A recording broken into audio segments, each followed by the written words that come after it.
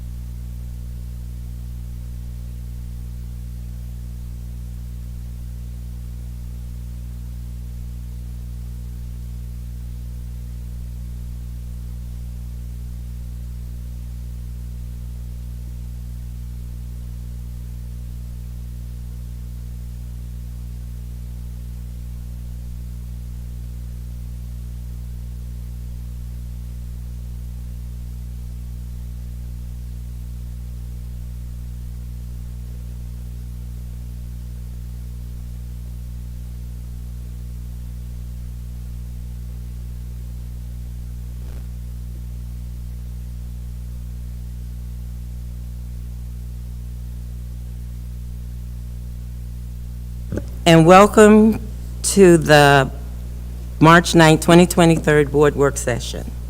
Before we begin, I would like to acknowledge on behalf of the Board of Education the personal commitment and contributions in our society of all women, especially our amazing CEO, Dr. Monica Golston, who shows up every day to give our students the very best of themselves. As we celebrate Women's History, we shout out to all women, instructional leaders, principals, support staff, and student leaders. Thank you for all your selfless service to our school community. Thank you. As we continue, I would like to ask everyone to turn off their wireless communication devices to avoid any technical interference with the microphones and taping of the meeting. A call-in line has been established for the community to hear the meeting interpreted live in Spanish. The number to call is 508-924-5155. Board Member Madeline Lasaya Frazier, please make this announcement in Spanish.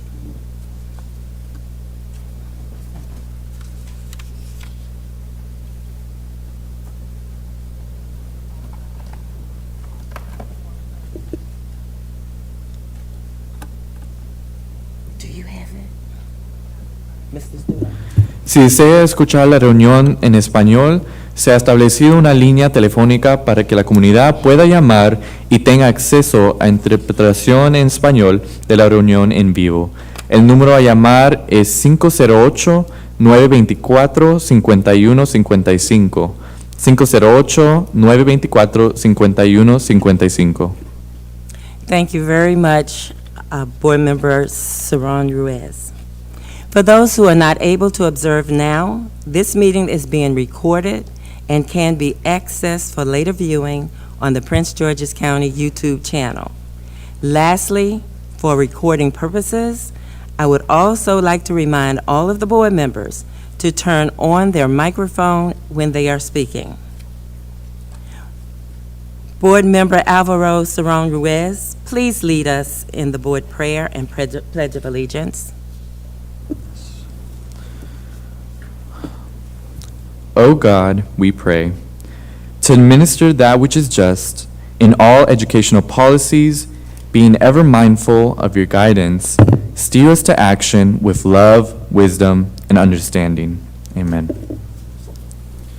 Pledge allegiance to the flag of the United States of America and to the republic for which it stands, one nation, under God, indivisible, with liberty and justice for all. Thank you, Mr. Saron Ruiz. Ms. Lopez, please call the roll. Mrs. Adam Stafford, Here. Ms. Busser Strother, Present. Mr. Briggs, Present. Mr. Saron Ruiz, Here? Mr. Fields, Dr. Harris, Mr. Jackson, Mrs. LaSalle Frazier, Present. Dr. Juanita Miller, Dr. Zipporah Miller, Present. Mr. David Murray, Present. Mr. Valentine,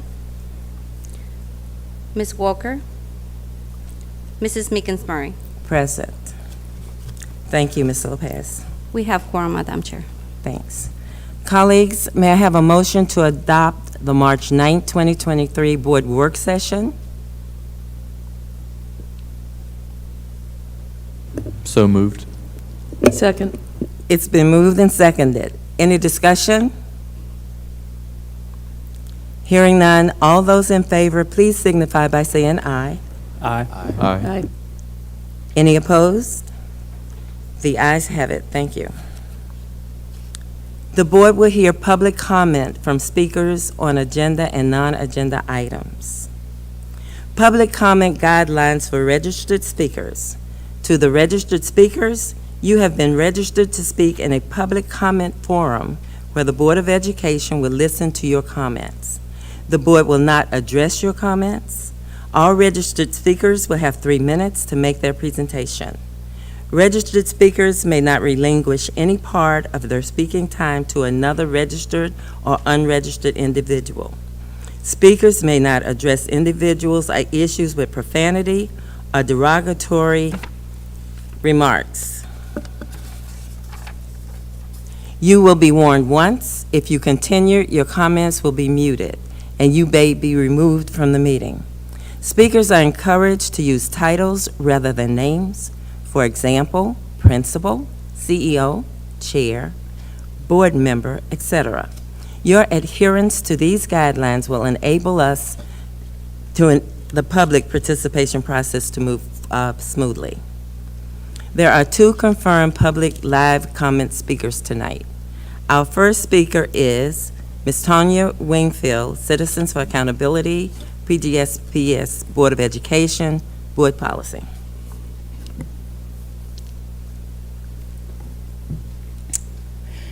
Good evening, board members and CEO.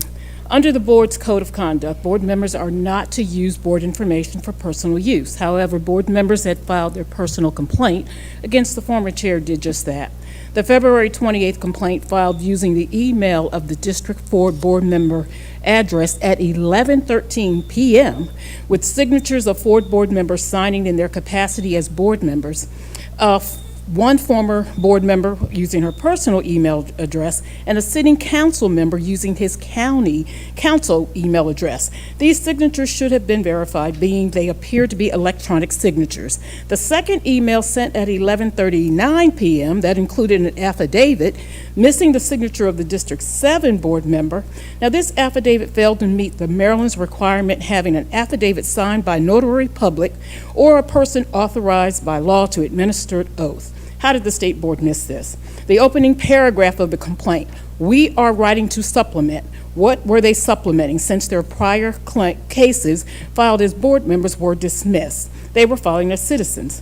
Also, being that the 1139 email did not have the signature of the District 7 member, how was he named a petitioner? Unless the original signature page that was sent with his signature in the capacity of a board member was used by the state. Which would mean these board members filed this complaint in violation of board policy, because the policy states the board must vote to bring charges and adopt a resolution before sending to the state. The email that was read by the chair on February 23rd actually misrepresented the contents of that email. That email said these payments are valid education expenses. And also Section 4-101C of the education article does not say that the board member has to consult the board before hiring an attorney. So this issue needs to come back before the public, along with that 150-page document the District 3 board member said they only received hours before the meeting. Now, considering all of these facts, I'm asking for the governor to direct the Office of the State Prosecutor to fully investigate every agency. I don't care if it's in Prince George's County or at the state that had some actions surrounding the charges brought against the former chair. That appears that it will cost us taxpayers almost $200,000. Additionally, this local board, you need to hold your colleagues accountable for contributing to this waste of our taxpayer dollars going after a whistleblower. And Sisters in Service and Sisterhood has been the cornerstone of Alpha Kappa Alpha Sorority Incorporated since 1908. Your sister needs your support. Thank you. Thank you. Our next speaker is Mr. Mackenzie Allen, Executive Director, Maryland Alliance of Public Charter Schools.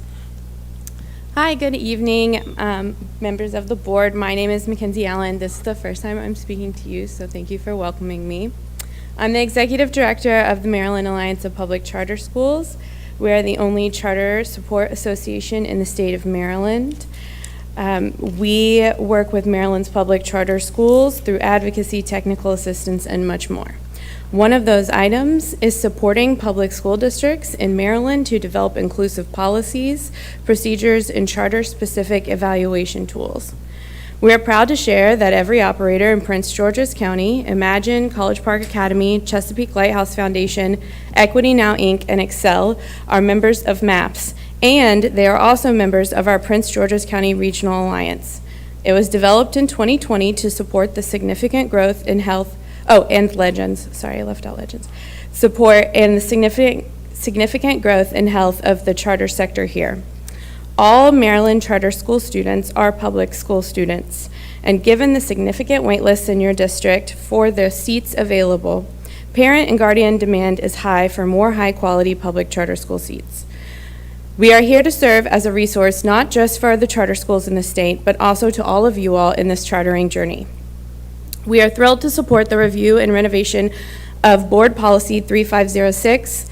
MAPS will be supplying comment via the Google form online by the due date tomorrow. We look forward to continued discussion and the inclusion of our recommendations in the near future. Some highlights include a lack of policy on charter renewal, waivers, new school evaluation, and remediation for concerns from either charter schools or Prince George's County School Board. We are also sharing a new addition, something we call an advisory board. This has been in the works with Prince George's County's operators and MAPS for several years, and it includes community members to help make up a board to review new school applications, waiver requests, and renewals. We hope it will be welcomed. I would be remiss if I didn't also mention the need of a review for Administrative Procedure 3506 to go along with the review of the policy. Tonight, a presentation will be given on the current status of charter schools and the renewal and application process for new schools. You will see something called a letter of intent and a prospectus.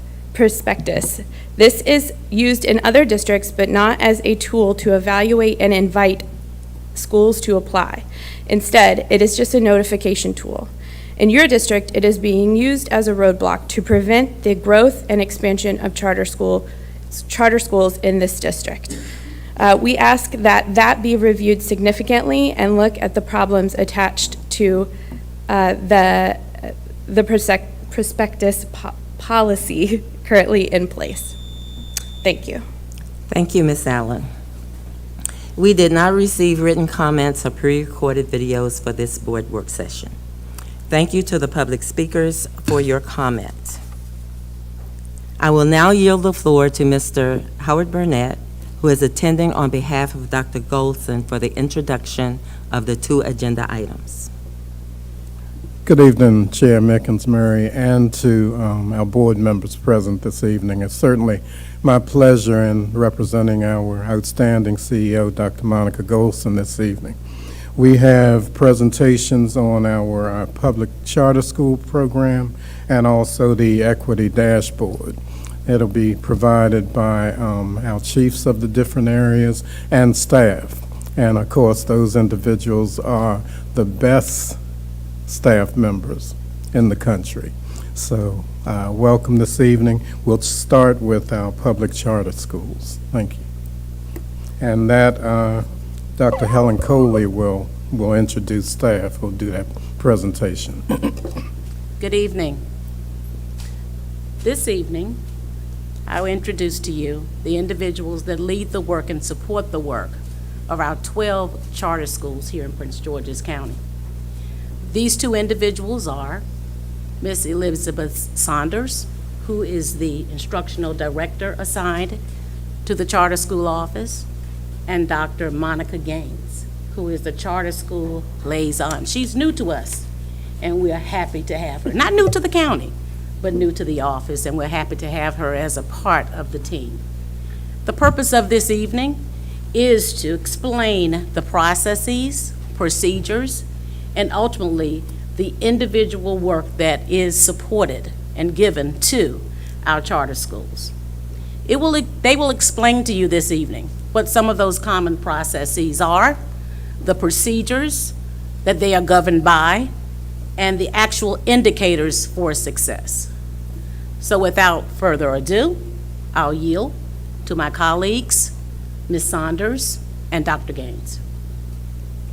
Thank you, Dr. Coley. Good afternoon. I am Monica Gaines, and I'm just trying to get this clicker together. But I am Monica Gaines, the charter school liaison, and as Dr. Coley mentioned, I will be presenting this evening with Ms. Saunders, the instructional director. Is it? Okay. Thank you.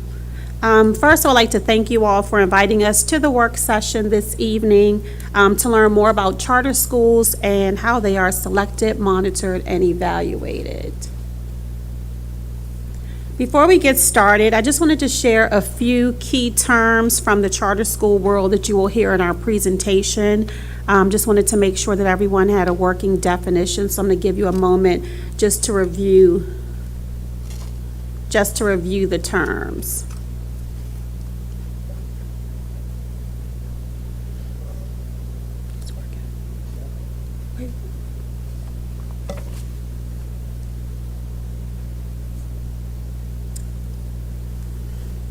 So we're going to go ahead and get started with what is a charter school. Oh, so we can.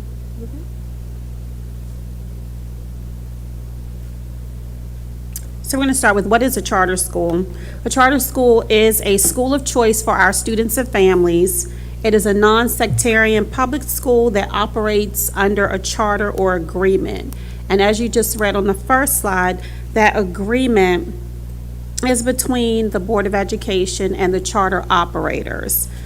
In the agreement, you will see several things identified as far as the school's mission, academic goals, signature programs, fiscal guidelines, and accountability requirements.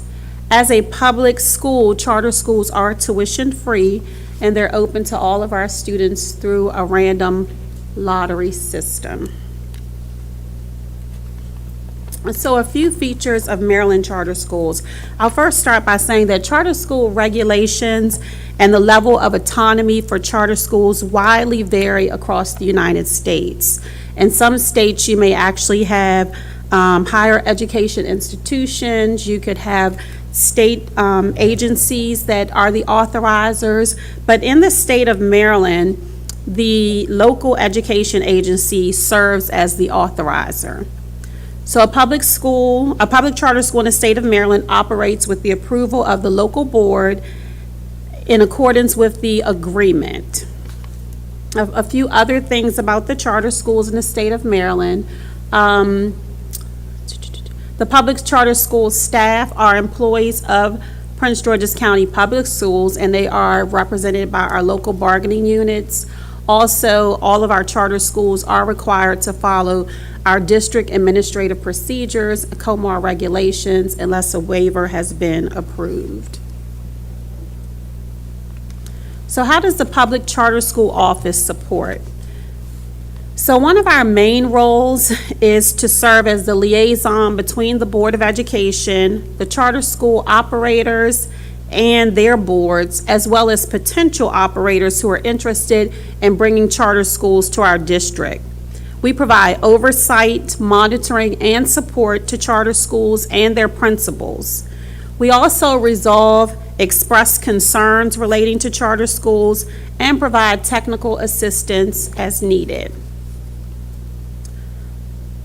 When we think about the link to quality charter schools, our office really believes that open communication and collaboration between the operators, authorizers, and charter schools is what will lead us to quality charter school options for our students and families. As previously mentioned, we have 12 charter schools in our district. And this is, you're going to just see a quick chart of our schools. The first group of schools I'm going to talk about is Chesapeake Math and IT Schools. There are 5 campuses. They are operated by the Chesapeake Lighthouse Foundation. 5 campuses. There are 3 in Laurel and 2 in Upper Marlboro.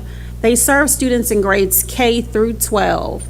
And in the third column, you'll see the enrollment as of September 22, and also you can see there their signature programs for their schools. In addition, we have the group of Imagine schools that are operated by Imagine Schools. There are 4 campuses of the Imagine schools. They serve students in grades K through 8. They are primarily located in the southern part of our district in Morningside, Upper Marlboro, Camp Springs, and Temple Hills. Again, you will see their current enrollment as well as their signature programs. We then have College Park Academy. College Park Academy has a middle school and a high school. It has 2 separate principals, one for middle, one for high school, and the operator is College Park, serving students in grades 6 through 12. And you can see their signature program also. We have Excel Academy, operated by Seeds. It is a K through 8. Currently, they are located in Landover, Maryland, but for school year 23-24, they are relocating to Fort Washington. And then our newest charter school, Legends Charter School, operated by Equity Now, is also scheduled to be a K through 8. Next year, they will be a K through 8. Right now, they're up to 7th grade. They're adding a new grade level every year. So they'll be at their K-8 capacity next school year. They're located in Lanham, and you can see their enrollment and signature programs. Good evening, everyone. I'm Elizabeth Saunders, Instructional Director for Charter Schools, and just thank you again for this opportunity for us to talk to you about our charter schools. I'm going to talk about the process for chartering. And on this slide, you can see that we kind of have each part of the process, and I'm going to go through each one. So the first part is the application process, and that starts with a letter of intent and prospectus. And once we pull everyone together and we look through that prospectus and it meets our criteria around educational program and key design elements, that moves towards the application. And part of our application process is that we have an applicant interview. We also, in our cycle or process, talk about onboarding. And onboarding is when we look at that operating agreement. And the operating agreement, it's just the document that defines the relationship between the actual school and the authorizer. And we provide technical assistance in our office through this entire process.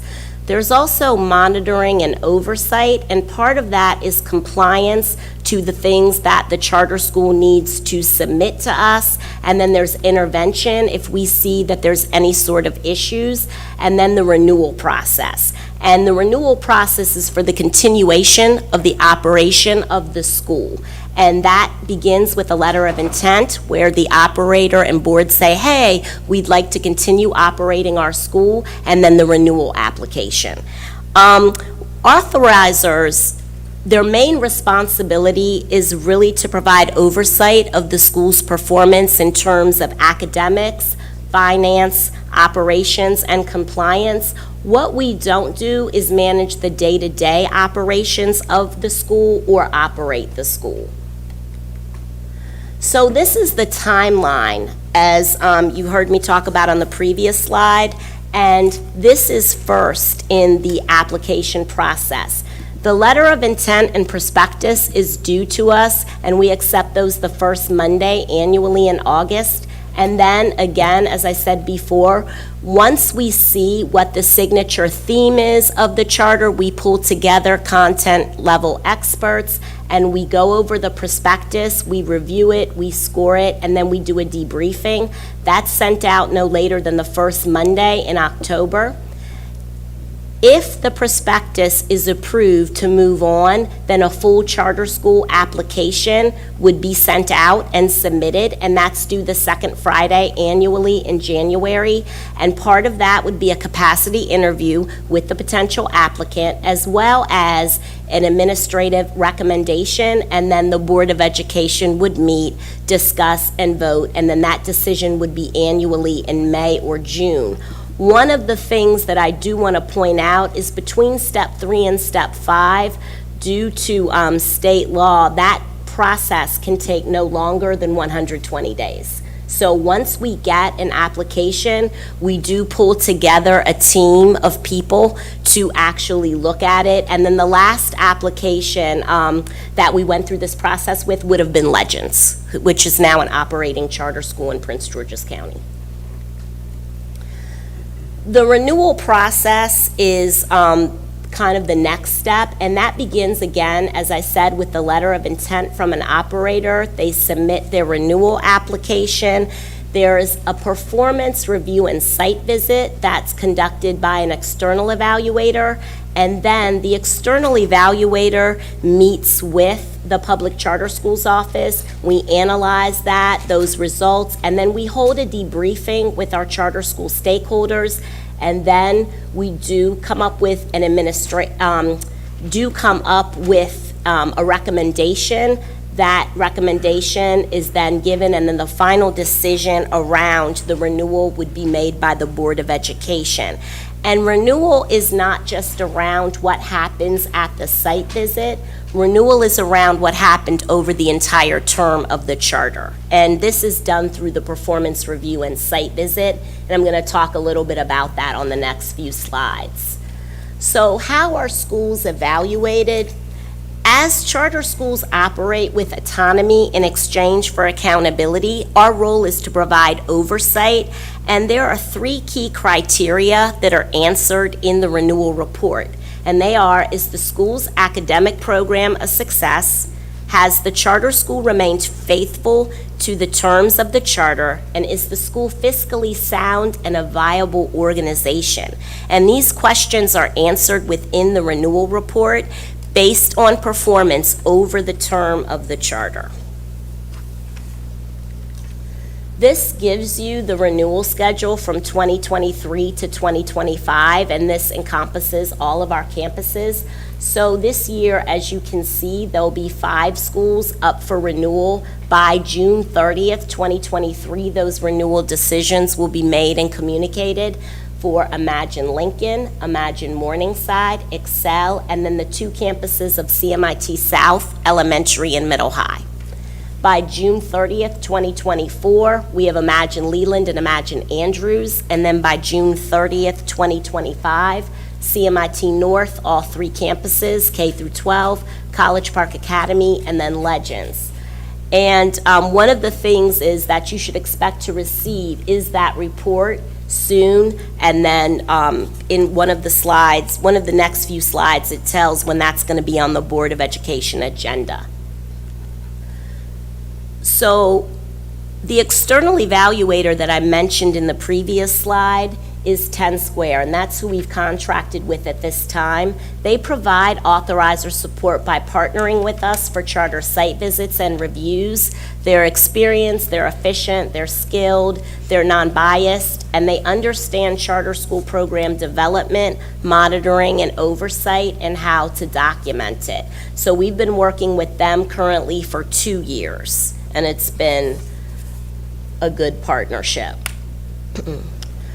So this school year, as I said before, 5 renewals are scheduled. Once completed, the Board of Ed will receive the performance review and site visit report along with administration's recommendation around renewal.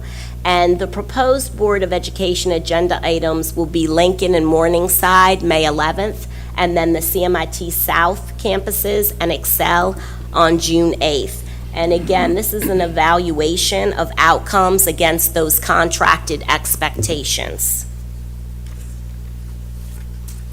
So when we talk about the site visit, I just wanted to take one moment to talk about the site visit consists of a pretty rigorous process.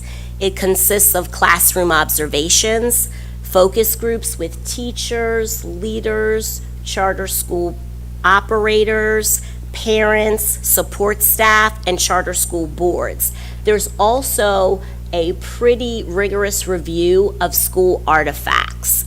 And the site visit process evaluates the school across those aligned rubric categories, and the process will include a site visit report. And in the site visit report, it has areas of strength, it has areas of challenge, and it has recommendations. And this just shows that you'll be receiving a page that will also tell you the findings from past performance. So when you see this, just so you know that it was a pretty rigorous process, and these are the categories from aligned curriculum and effective instruction to culture and climate, family school engagement. So during the site visit, everybody who touches the school is pretty much communicated with and talked to get a picture of what the school is doing and to get a clear picture of the school's story.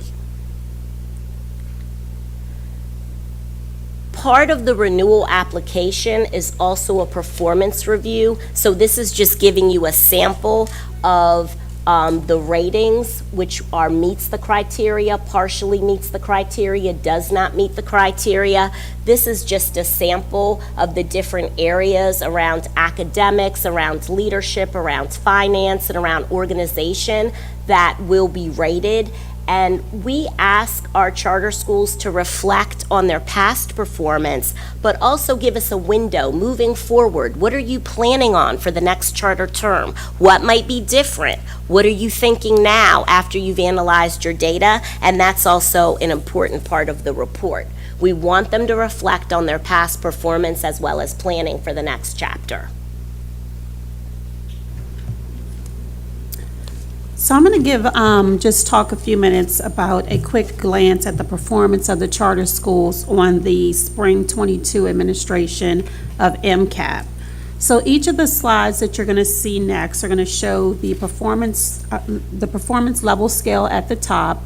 The red dark burgundy indicates the beginner level, followed by the gold, which is the proficient level, I'm sorry, the gold is the developing level. The teal color green is a proficient learner, and then the darkest green color is the distinguished learner. And so on each slide, you will see the charter school compared to the district and the state. And so if you look here, this first slide is CMIT North and South. The goal is to always have the least amount of red on your slides because, again, those are your beginning learners. And we want to see more of the teal and students moving to the dark green areas, which would be our proficient and distinguished learners. This next slide shows College Park Academy compared to the district and the state. The first column is the ELA and the second column is math instruction.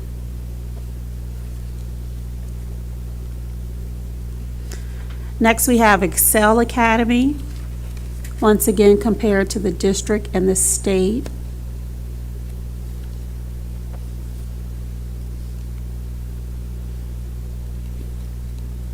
And then we have the performance of Legends, which is our newest charter school, and this was their first time taking the MCAT. And lastly, we have our Imagine schools, again compared to the state and our district.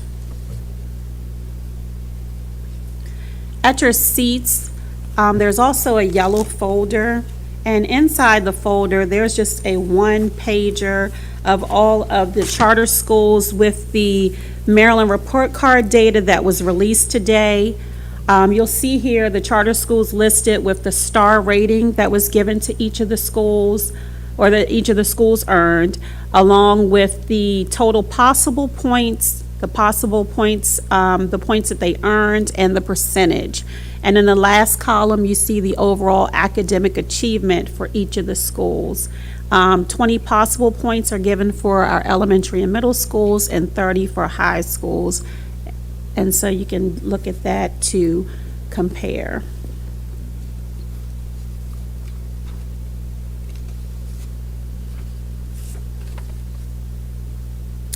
This is our contact information, and again, we thank you for your time this evening. Are there any questions? Thank you to our staff members, and certainly a detailed report there, and they're open to any questions that board members may have. Chair Yes. Mickens-Murray. I have one light, board members of Zipporah Miller. Good evening. Thank you so much for your comprehensive presentation and overview of the process, and also of how you assess, or should I say evaluate, to ensure that they're meeting the standards of the school system.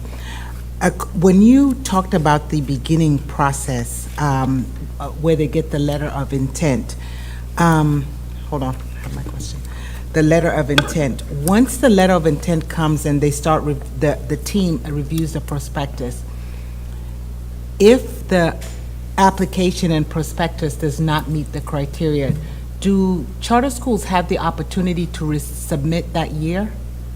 That same year? Yes. So once we start that process, no, that's not currently the process at all. Once they, thank you. Once a charter school gets that response in October, the application, if they were to redo it, we just want to make sure that our decisions are made in that 120 days, so they don't get the opportunity. They can always resubmit that prospectus the following year. So they can always resubmit this prospectus because we give them feedback, so using that feedback, they can then resubmit. That's what I was going to add.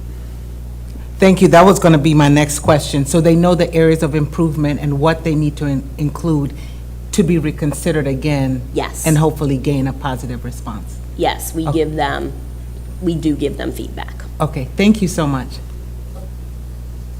Thank you. Board Member Briggs. Thanks so much for recognizing me, Chair Mickens Murray, and thanks so much for your presentation, Ms. Saunders and Dr. Gaines.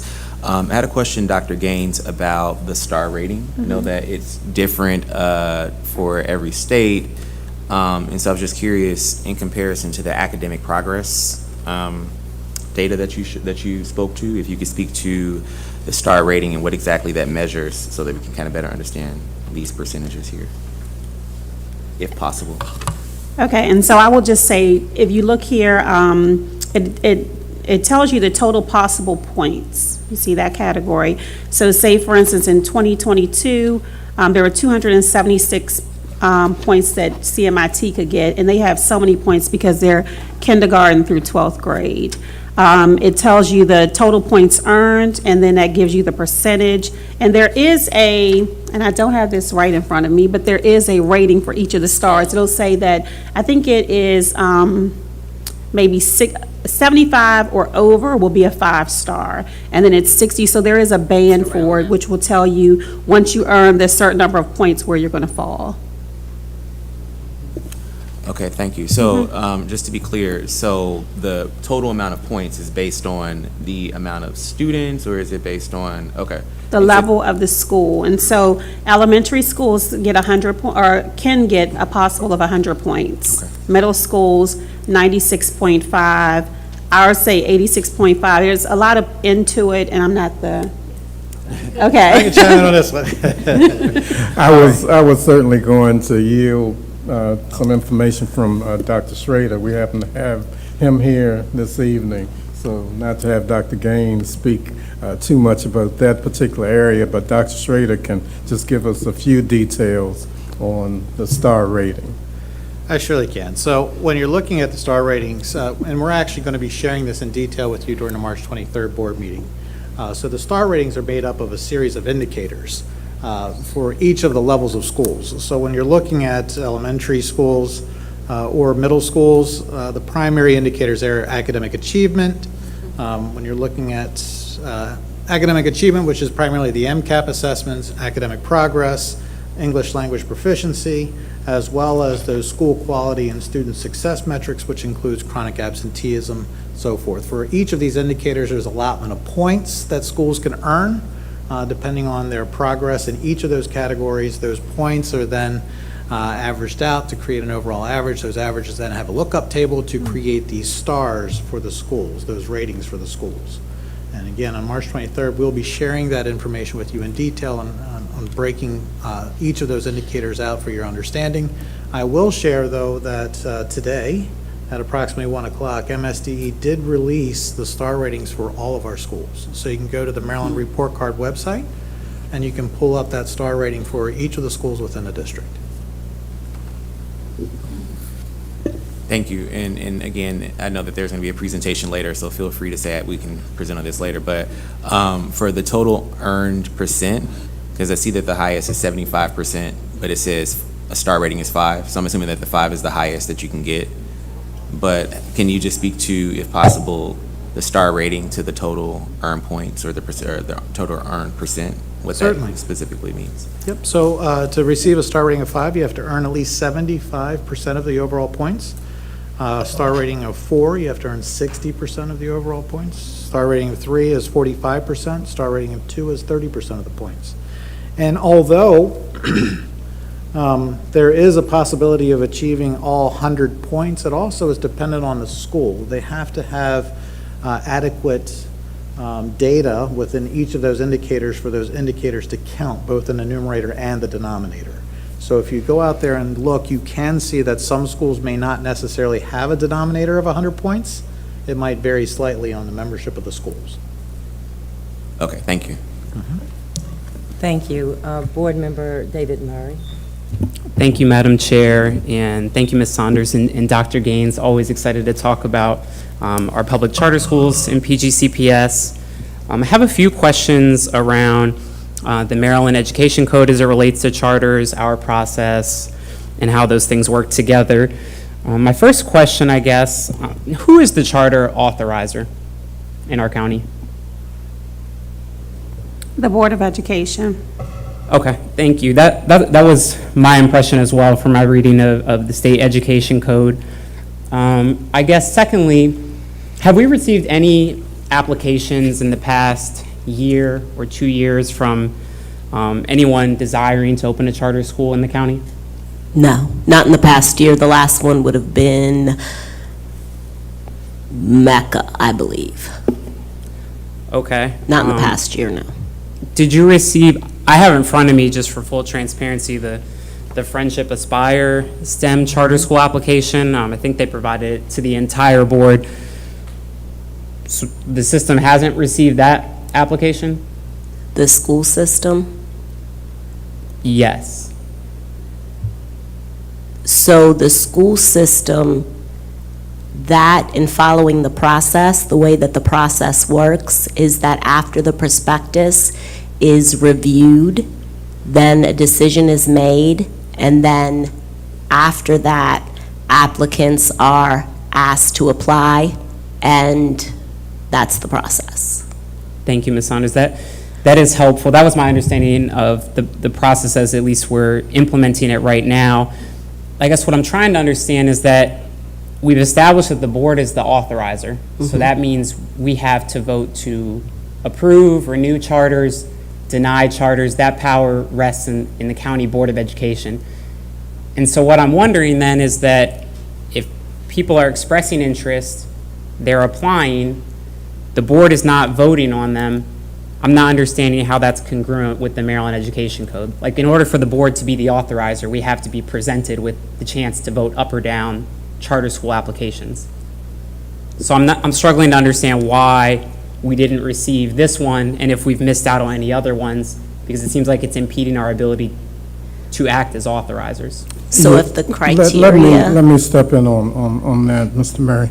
You know, certainly, as we know and this board knows, you've done an outstanding job of having your board committees.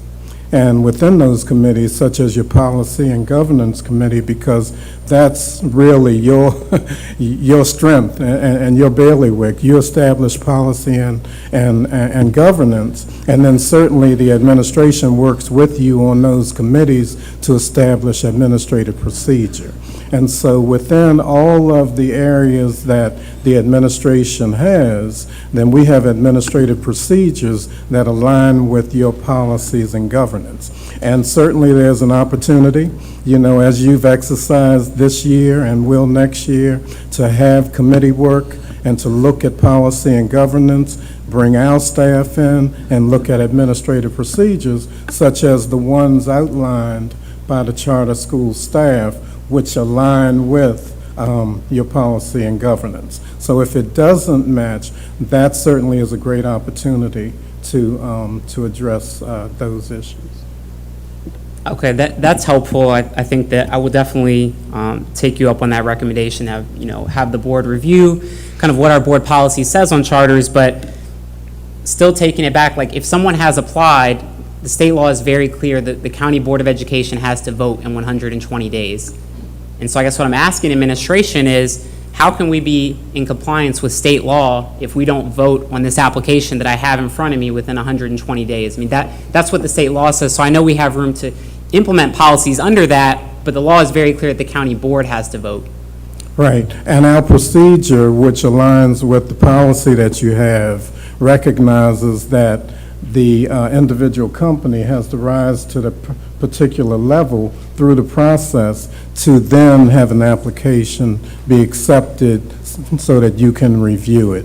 Because certainly we would not want you to have to review just any open documents that come into the system, you know, for any number, say 30 different documents that are not aligned with our procedure, so that you then, as an authorizer, would then be accepting and approving that application, because you do get that opportunity to approve the particular charter school. That's why we have 12 of them doing an outstanding job. Thank you, Mr. Burnell. Follow up more in the next round. Thank you. Board Member Adam Stafford. Thank you so much, and thank you, Ms. Saunders and Dr. Gaines, for your presentation. I just recently was made aware that Excel Public Charter, which is in my district, will be moving And so I'm just curious to know about what type of support is given to charter schools in terms of maintaining their buildings and finding suitable buildings for growth, and what type of support is going to be given to communities when a school leaves that community. I know for certain there will be a lot of families that are going to be affected by this school moving. Has there been any outreach to those families? I certainly was not aware, and so, I think that this is certainly an area where I'd like to just hear a bit more about how we support charters in terms of the operational component when they're seeking more space or other space. Thank you. Sure. Part of the performance review process is exactly around, is this facility still a great fit for the educational program? And if the operator, that is one of their autonomies, where if they feel that they want to look elsewhere in the system, or they want to renovate their building, or they want to somehow modify, they do have the autonomy to do that. And so I can tell you now, the way that we're supporting Excel is we have facility meetings with them where we talk to the operators of the school quite frequently, and then we also pull together staff from our facilities department to work with the people that they're contracting with, so we're all on the same page, and that we're also making sure that specifications around, for buildings, and that food and nutrition services involved, and all of those people, that we have the same specs that they need to have their educational program, and we do work with them quite closely. Yes, I think, in the future, and I guess for other charters, if they run into the situation where they are going to leave a community, because I know they've been there for many years, I would love to see a more collaborative approach with other entities, maybe like local elected officials, to see how we might be able to support keeping that school in the community.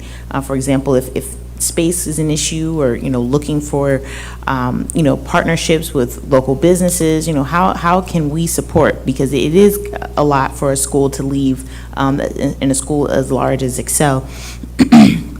Also, I wanted to know if you could explain a bit more about sort of why the letter of intent is really sort of the filter before the application process begins, sort of the rationale behind that. I know I've seen in other systems where the letter of intent is just simply expressing the desire to apply, and then the actual application is what determines whether someone can advance. So maybe if you could share a little bit more about the rationale behind that. Thank you.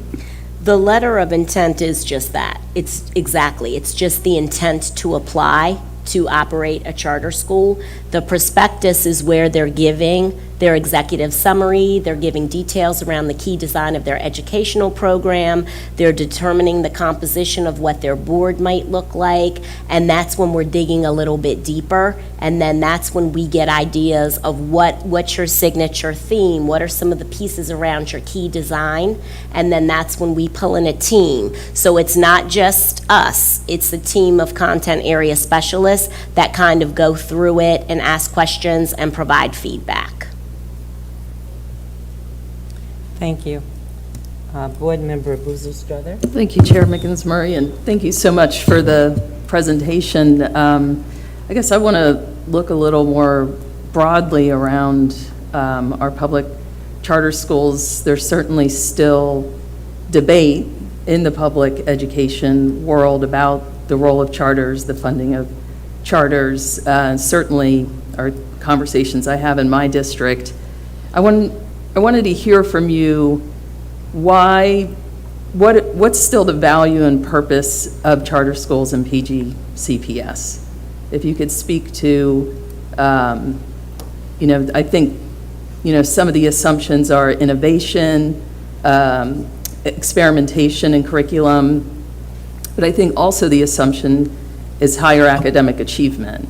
And the report that we're seeing, mirrors our neighborhood schools. So I was wondering if you could just expand upon the why of charter schools and PGCPS. Well, you definitely hit upon an important question. I mean, and that's a question that you would ask. If a student could be just as successful as their neighborhood school, you know, there may be a need for further discussion. But one of the pieces around the law is to give that opportunity for innovation, for people that think that they have a different way and that this could work and reach some students in our schools with our programs that we have. There are students that are performing, you know, I'll just give College Park Academy as an example. There are students that are just thriving in that program. There are students that are really loving some of the STEM things and pieces that they're picking up and learning about coding at our CMIT, and that's just one small example that comes to my mind. But I do think that in a school system, the more choices that you have, it's more inviting to parents. And I do remember even the discussions that we had when we had no charter high schools. And then our schools were saying like, hey, we want to add a grade, we want to move into high school. And we kind of sat there and had these conversations like, will they come? Like, will students stay and matriculate through our charter schools? And they did. And they're going to amazing colleges and having successful careers. So we are very, very proud. Of course, I think that school choice is very important, and that the more programs, again, that we have, the better that we can get at serving the needs of our students. Great, thank you so much. And I agree, hear some great stories from parents and students about their experience. And College Park Academy happens to be one of the only schools that has a larger number of students from District 3, so it's the one I hear about the most, and I'm happy to see the report here. Has College Park Academy expressed interest in expansion in the county? They have, and they have, and we have been in those conversations. Okay, that's great to hear. And also, I think another, like I said, in District 3, there aren't too many schools just physically nearby of the charter schools that, what would you say are some of the barriers to charters choosing to apply to PGCPS? What are some of, because there are obviously there's operators in Washington, D.C. that I've been asked, like, oh, why isn't this operator applying in Prince George's County? I was wondering if you could cover some of those points. That's my final question. Thanks. And I think Dr. Gaines kind of touched upon it. So charter laws are different everywhere you go. And so depending on the type of charter that the group wants, like, so for example, they are not their own LEA in Maryland. So they don't have the ability to hire and fire. We charter school teachers are Prince George's County Public School teachers. And then also in just thinking about land, a barrier is always going to be a facility, because you have to also have land for the children to play on the playground. It's not, you need these things to have an educational facility that you've got to look hard and dig deep to find them. So also that you'll be able to also have enough funds to pay for your educational program. So people have done it, and they've been able to do it in very creative ways, but it is not a notion. It's a really rigorous process to be able to operate a charter school. Thank you. Board Member Valentine.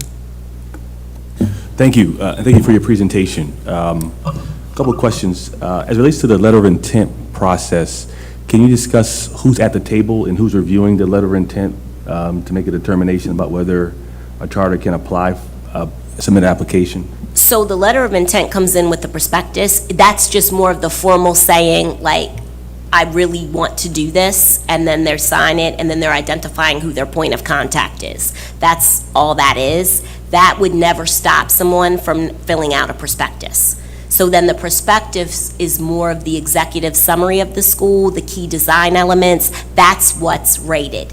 And who is rating that? that's where we look at the signature theme of the school. So what are you kind of saying I'm that you sorry, want I your didn't cut school you to be off, but- about? And then we pull the content people together. And so the question, so my question directly is, so is who were they? Just kind of give me a list of who's in the room. We've had from, Dr. Gaines, you can speak to the last one, who, And so if it was a signature reading program that they wanted to have, we would have the content supervisors from reading. The chief of academics was on the team. There were several individuals that are elementary teachers, middle school teachers. We look at the grade levels band for the schools, and then we compile a team based on what the signature program is going to be. Okay, I think in the interest of transparency for myself, and I don't want to speak for my colleagues, it would be helpful for us to know at least who's making a determination on the process, even if you all are coming to the understanding that that's not the direction you want to move, particularly for the policy committee, academic committee moving forward, if there's a policy change, that would be helpful for us to know the process and who the determination is and who's in the room, because it may affect the policy that's developed by this group. I would say someone who's been,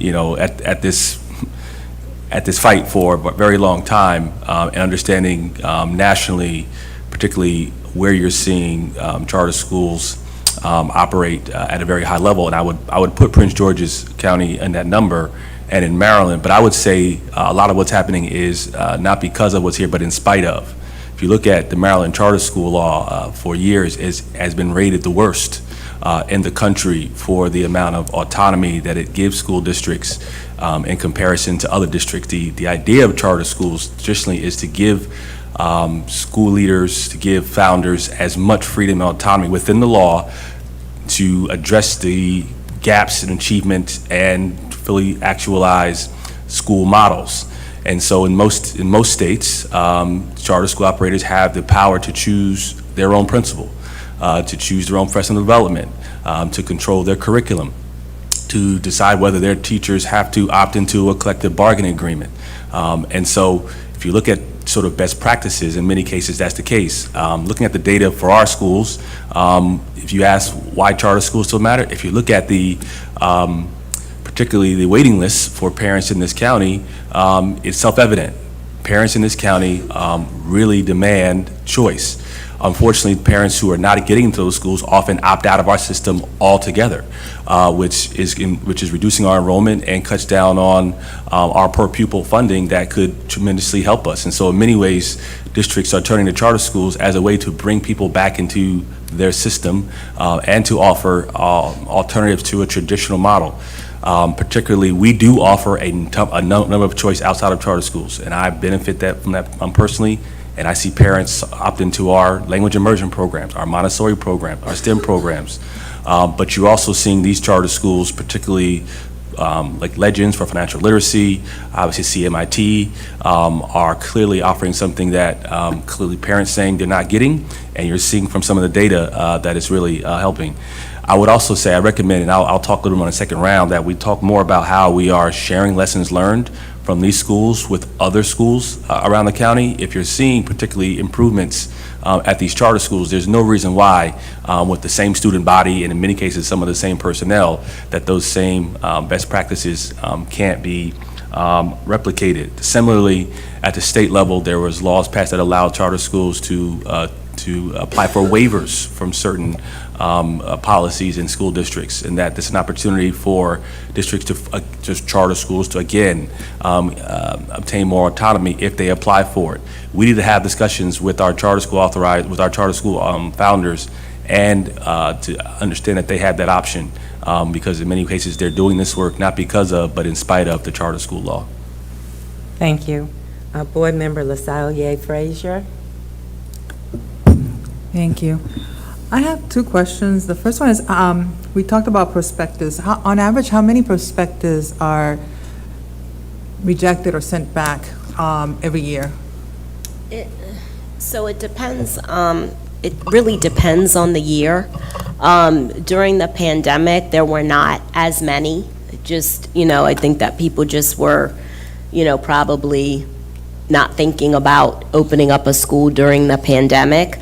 But in other years, and I've been in the role since 2018, so a lot of it's been during the pandemic, but I think last year were maybe 4. Yeah, I'm not sure. And we do have a chart, though, that I can share that can show you everybody who was on the team, the prospectus, all of that. So we do have that. I would love to see that. My other question is, just for me to learn a little bit more about our process in Prince George's, is how are students selected for the schools? Students are selected for the schools through the lottery, and so the charter school lottery just ended February 10th, so parents then will receive their choices, and then they'll be given time to enroll in the school. And kindergarten will have a larger amount of openings in the schools because there's no one in the kindergarten for next year than, say, maybe a 3rd grade. So it just depends on the amount of seats that they have vacant in each school, and that's how. But it's through the lottery process. Thank you. Thank you. Ms. Board Member Zipporah Miller, second round. Thank you. Just a follow-up question on the first stage of the application process. When the charter school that is intending to submit or submits a letter of intent, are they given some guidance in terms of what is needed to be included in the prospectus, or does each school just have the freedom to include information that they deem necessary, and then it's There is a whole framework that they fill out, and then they also can tell us anything in addition that they want. So they have that option too. And one of the things that we don't, we don't have anything that says, oh, you already have to have a facility, or you already have to have this, or you already have to have a principal. We don't, but they do have to answer specific questions about the design of their program. They answer specific questions like about the mission, the vision, the executive summary, but then they can also add the pieces that they think. We also ask questions about enrollment because that's really important. We need to know, what grades are students going to be in that come into your school. And then we also ask questions around the community involvement that they may get or are planning to get throughout the process, because the community voice is very important when opening or beginning a charter school. Thank you, that's helpful. Thank you so much. Thank you. Board Member David Murray, second round. Thank you, Madam Chair. So on the first round, we said that we haven't received any completed applications. I guess on average, just ballparking, how many letters of interest or prospectuses are we getting a year? I had just answered that. I said during the pandemic, there weren't many, but I think last year there were 4 or 5, but we can get you that exact number. That would be great. And then out of that 4 or 5, what percentage were rejected by the review team? One has moved forward, but they are not asking to open until 25, 26. Okay, so one was rejected and the others moved forward? No, one was accepted. I'm accepted. sorry. One was accepted. Right, The sorry. others didn't meet the criteria. Okay. What was the one that's moving forward to the next step? College Park Academy, Okay. which Yeah. is elementary. They're now 6 through 12, so elementary. Okay, thank you. And is your team considering, Mr. Valentine touched on this a little bit, community demand, need, like desire for charter school seats? Are we considering this in our decision-making process? Yes. We definitely ask questions around how they have gotten any community input in the proposal that they're looking for. We ask that during the prospectus, and then we also, if not yet, then what are you planning on doing? Because the foundation of it is having students. So if you don't get the word out or you haven't gotten input from the community, there may not be the rush of students that you think, which is very important, so you have your funding. That makes sense, and I think, at times we may see that in the District of Columbia where you have more like half and half charter public. To my knowledge, our charters here are pretty well enrolled. I think most have waiting lists. That hasn't been a problem to my knowledge. I've been on the board 6 years. We haven't had any charter schools close or have funding issues due to lack of enrollment. And if anything, we're at the other end where we have waiting lists and we have parents and communities demanding options for high-quality public schools and not receiving them. To the point about community demand, I mean, just the application I have in front of me, transparently, colleagues, I was pretty embarrassed as a member of the Board of Education to be contacted by city council members to tell me that there are charter schools trying to come, and why won't I approve them? Why hasn't the board taken any action? And to find out these groups have been trying for several years, and the board has never had a chance to weigh in on it at all, particularly when some of those schools have long track records of success next door in Washington, D.C., educating black and brown children, and this board isn't getting the opportunity to even discuss the merits of it for Prince George's County public school children. So that's a grave concern that I have. Thank you, Board Member Murray. Second round, Board Member Briggs. Yeah, this hopefully will be quick. Ms. Saunders or Dr. Gaines, I had a question about the curriculum that's used. If you could speak to that, is it aligned with the curriculum that Prince George's County Public Schools traditionally use? Do they have, I know you said that they get to determine their own vision for the school, and I know that tends to be the case with a lot of charter schools. So if you could speak to, do schools have the autonomy to create their own curriculum? Is it aligned with some standards based on Maryland's standards? How does that work? The curriculum has to meet the standards because charter schools are a part of the Maryland assessment program. Their curriculums do need to meet the standards in the Common Core curriculum. And a lot of times in the performance review, when we get the report back, there's a deep dive into their curriculum, and many of the charter schools use ed reports, and they make sure that their curriculum has met the standards through research. And, you know, the charter schools, they want their students to do well. That's the branding tool. If you know that a school has high-achieving students, you're going to get more students. So it really is in their best interest to make sure that their curriculum is tight and that students are doing well on the Maryland assessment program, that students are graduating. So all of that comes into play. So our operators and our charter boards are very in tune with that and know how important that is. It's great to hear. And another question I had, and this is kind of echoing on what Board Member Adam Stafford shared, but I'm just curious about if schools don't meet the expectation based on the ratings and the review that happens, the site visit ratings.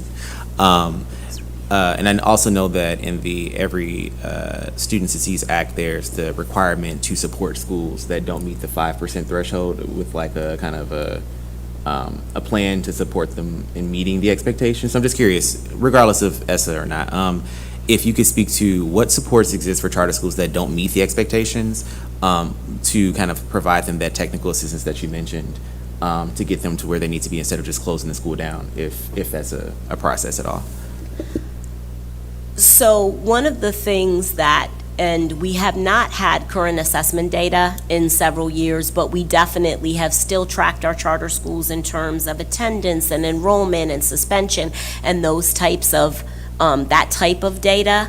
And so one of the things that we do ask, and we will continue to ask, is once we receive the performance review and we've debriefed it with the school stakeholders, part of it is strengths, part of it is challenges, and part of it is recommendations. So we do encourage them to read it very carefully along with us, and they do. And then we ask them, so as you look at these areas where you see that you also want to grow in the next term, pick, you know, a few of them and make a plan, and let's focus in that, and let's support you and monitor through that plan. And that method has worked well in the past. It's something that we can plan on continuing to do. And if I could add, Mr. Briggs, our charter schools participate in our data conversations as well with our non-charter schools.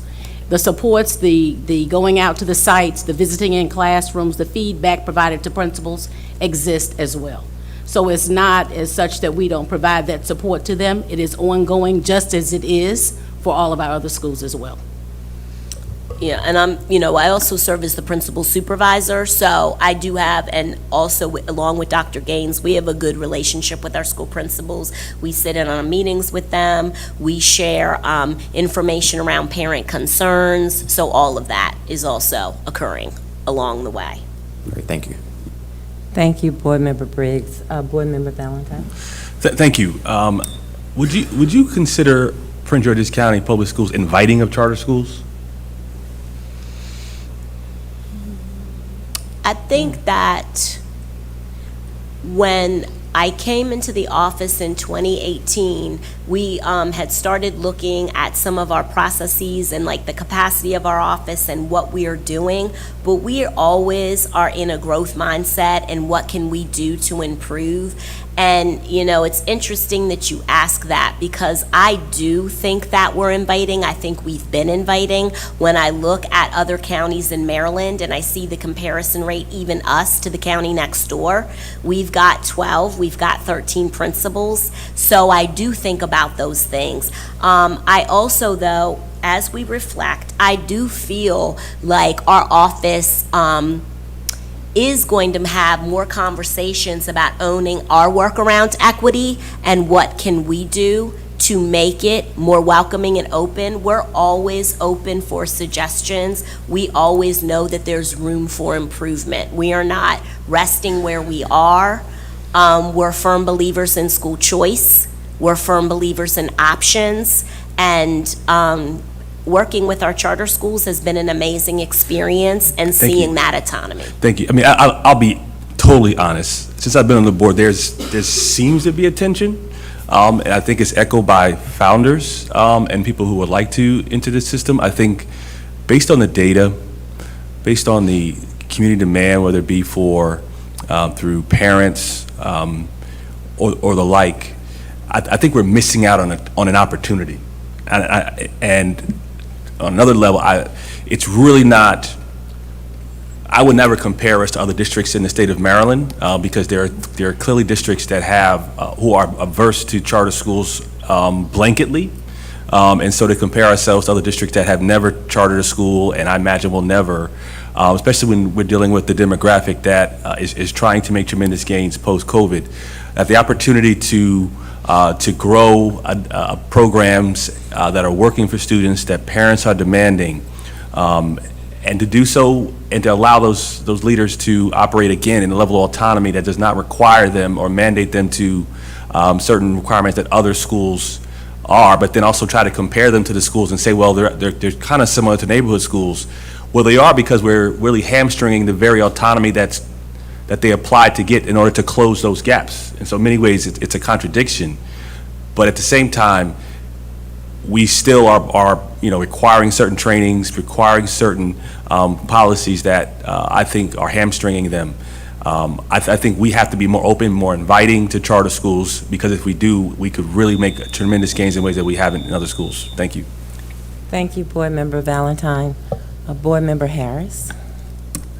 Yeah, thank you, Chair. And thank you for your presentation. Just kind of speaking a little to my colleague's previous question. If we know that there's community interest and we know that gaps do exist within specialty programs, what vehicles do we have in place to identify charter schools that might be able to fill those specialty programs? And what are we, again, doing to invite them into Prince George County? Would you repeat your question, please, Mr. Harris, Dr. Harris? Sure thing. What vehicles do we have, or what vehicles are we currently implementing that allow us to identify these specialty programs that certain charter schools offer? And how are we not inviting them to Prince George County, but how are we being more welcoming to Prince George County? What vehicles do we have in place for that? I would like to say that it's never our intent to not invite anyone into Prince George's County. The more we get, it's a great thing. But there are common processes and procedures that have been long-standing in Prince George's County that we have to adhere to at all times. So it's not to suggest that we're not inviting.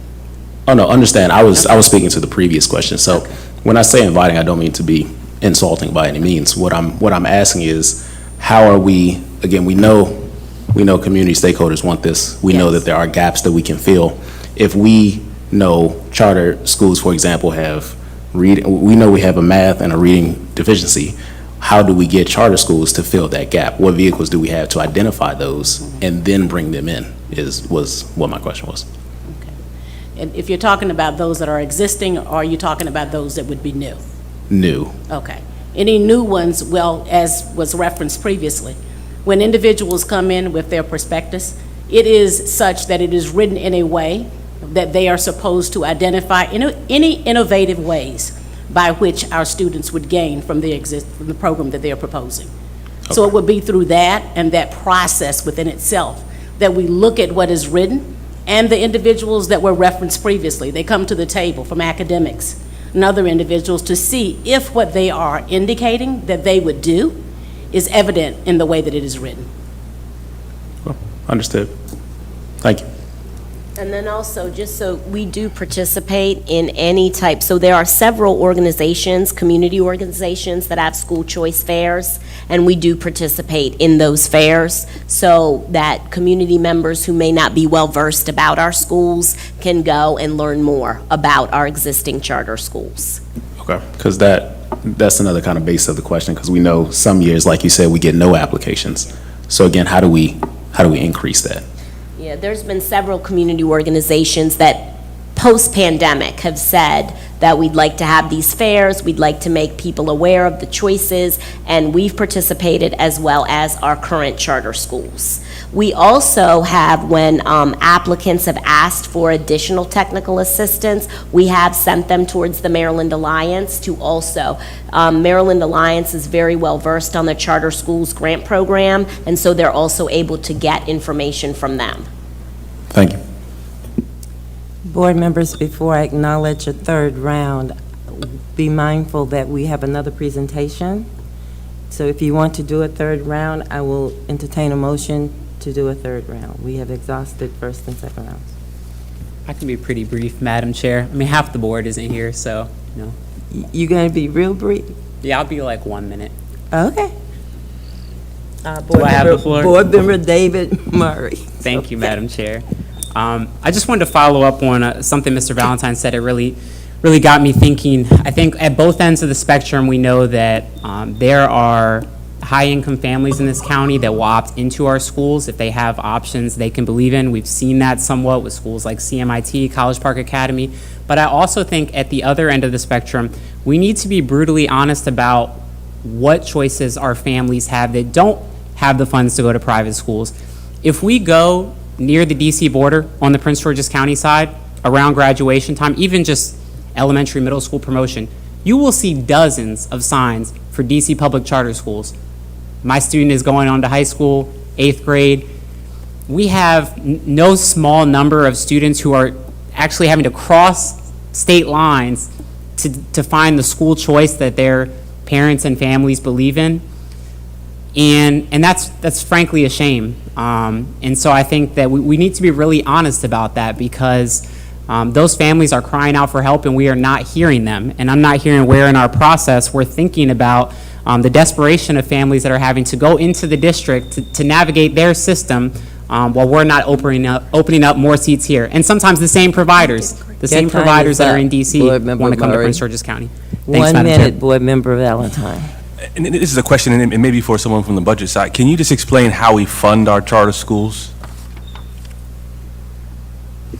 Well, we don't have anyone here from the budget side, but certainly the staff from the charter school office can state it. But as we said before, Maryland provides the laws that govern, charter schools and what the options are and what the funding is, and all of their staff are our staff as Prince George's County public school employees. I'm sorry, brother, I got 30 seconds. So my understanding, and this is not uncommon across the country, is students who attend charter schools, the schools that receive them, they're not getting 100% of the per pupil that a student would get at a neighborhood school.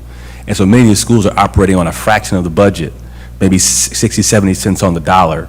And so when we expand charter school seats in this county, we're actually saving money because students are being educated at a fraction of what it would cost at their neighborhood school. Thank you. Colleagues, we will now move to our second presentation, Equity Dashboards. Mr. Burnett. Thank you. And I do want to say to Mr. Valentine, we'll provide that information to you because I know that we provide it at a higher rate than the 60-70%. Okay. Okay. Our second presentation is on is on our equity dashboard, and we have Dr. Douglas Schrader here with us, along with Dr. Christy Murphy Baldwin and staff, and they'll introduce the presenters. Thank you, Mr. Burnett, and thank you, Mr. Burnett, for that kind introduction in the beginning. And good evening, board members. Thank you for having us here for this evening's board. Please use your mic. Thank you. It's on. Okay. Can you hear me now? Okay. Just wanted to reiterate that we thank Mr. Burnett for his kind words, and we say good evening to the board members tonight, and we are happy to be here to do our presentation on the equity dashboard. During the budget work session, there was an amendment requesting an equity audit, and we responded that such work had already been done through an external nationally known vendor as Hanover Researcher.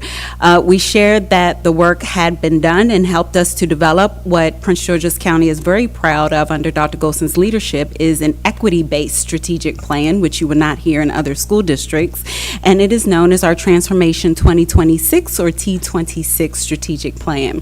So tonight, Dr. Schrader and I, who have the joy of working with two exceptional directors, are here to present to you a little bit about our strategic plan, our equity-based strategic plan, as well as a preview of the equity dashboard, and that is Vanessa Weatherington, our Director of Strategic Planning and Resource Management, who just recently joined us in 2022, and then also the Dr. David Reese, our Director of Equity and Excellence. And so we hope you enjoyed tonight's presentation, and Dr. Schrader and I are very proud to answer any questions along with these exceptional directors. Thank you. Good evening. Good evening, Chair Mickens-Murray, board members, and colleagues and community who are watching. Honored to be here with you all during this Women's History Month, and the title of our presentation is the Equity Dashboard Work Session. And I just want to take a couple minutes to frame how we situate the work of the Equity Dashboard within our process to create our strategic plan called Transformation 26. So when I came on board in PGCPS in 2018, our CEO wanted to launch a planning process to arrive at a strategic focus for the school district grounded in equity. And she designed the process so that two offices across divisions would have to collaborate in order to get input from the entirety of the PGCPS community around what our goals should be, what our expectations would be for our system that had equity at the center of everything that we were going to work on. So through a series of having lots of surveys that went out to staff members, to family, to community members, we were able to gather input from many, many people. We had staff members look at the results from those surveys, and we asked ourselves hard questions about the data that we were receiving in the survey. So my job as the Director of Equity and Excellence is to push conversations to a place of discomfort sometimes so that we can have rich and honest discourse around what our strengths are and what the myriad opportunities are for success in our school district. The second part of the process that we'll talk about today is the equity dashboard data. So we had our surveys, and then we actually got to look at an equity dashboard, which does a fantastic job of highlighting over and underrepresentation among groups in performance in Prince George's County. And again, we came together as colleagues to have really robust conversation around why we were seeing the results that we were seeing. And then finally, Hanover Research, our external partner, conducted focus groups with a lot of members from the community to get a deeper understanding of their perceptions about why we were seeing some of the challenges that we were seeing. So out of that, we landed at 4 outcome goals for our school district: educational excellence, excellence in equity, workforce and operational excellence, And then we really wanted a focus on mental health and wellness for staff and for students that also extended to families, because that was something that was salient in the data that the PGCPS community said that it really wanted to have a high emphasis on. Then our CEO further gave us specific guidance around how we should focus our efforts as a system with 3 clear focus areas: accelerating mathematics achievement, improving school climate and culture coming out of the COVID pandemic, and then improving socio-emotional learning and mental health, so that we were clear with our resources in terms of staffing, money, like how we would manifest these outcome goals, and then we landed at lots of strategies. So we have 3 objectives for today. The main one is to look at how the equity dashboard that Vanessa Weatherington is going to walk us through really informed our strategic planning efforts. We will talk a little bit about what we've learned from these equity studies, and then you hear a little bit about how our strategic planning efforts, what our offices have done to kind of continue keeping the ball moving. Vanessa. Thank you. Good evening. Thank you for having me.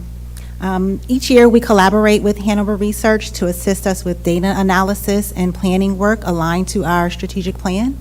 Of these tools, the Equity Dashboard provides us with disaggregated student achievement data and perspectives on culture and climate in Prince George's County Public Schools. They also support the strategic planning and equity teams with goal setting on targeted areas across our school district. In the next few slides, we'll give you a snapshot of our equity dashboard and show you how we make comparisons within and across student groups to show gaps in both our risk indicators and our success indicators. So our equity dashboard provides us with a comprehensive review of multiple data sets, including student demographics, student enrollment, kindergarten readiness and state assessment results, discipline rates, course enrollment, students' grades, and post-secondary enrollment. Here is a snapshot of the first screen of the equity dashboard. You can see at the top, it shows us positive outcomes or success indicators. And at the bottom, it shows us our negative student outcomes or our risk factors. Our positive student outcomes show orange as underrepresentation and green as overrepresentation. And the reverse is true for our negative student outcomes or risk factors. Green shows underrepresentation and orange shows overrepresentation, and we will show you some specific examples there. Representation compares the share of students in a particular group among students who achieve an outcome goal with that same group's share of the general student population. Students most overrepresented are green, again, while students most underrepresented are orange. And again, the reverse is true for the below in our risk factors. Here you can see each student group gets assigned a number, and what does this number mean? One example is in our kindergarten readiness. Hispanic and Latinx students represent 36% of all students, and 22% of the students meeting the criteria for kindergarten readiness. So of those numbers in the numerator and denominator, we are populated a score of 6, a number of 6, not necessarily a score. Here you can see within a student group how this student group performs across all of the success indicators and risk indicators, from kindergarten readiness to PARCC, ELA, mathematics, 3.0 GPA, test on an AP exam, as well as our more riskier indicators are those that we want to see go down, academic outcomes like failing a course, chronically absent, disciplinary incidents, or received out-of-school suspensions. So if you look at the columns, it can help you highlight trends across students and service groups. For example, students with IEPs are underrepresented in our success indicators and overrepresented in our risk indicators. Here you can see across student groups where you can make comparisons in the same category across all of the different student groups. So looking at a row, we can highlight trends across our outcome measures. For example, here you can see there are relatively few gaps in representation for students who earned a GPA. Here, we can take a deeper dive into this data by school, school year, and by grade.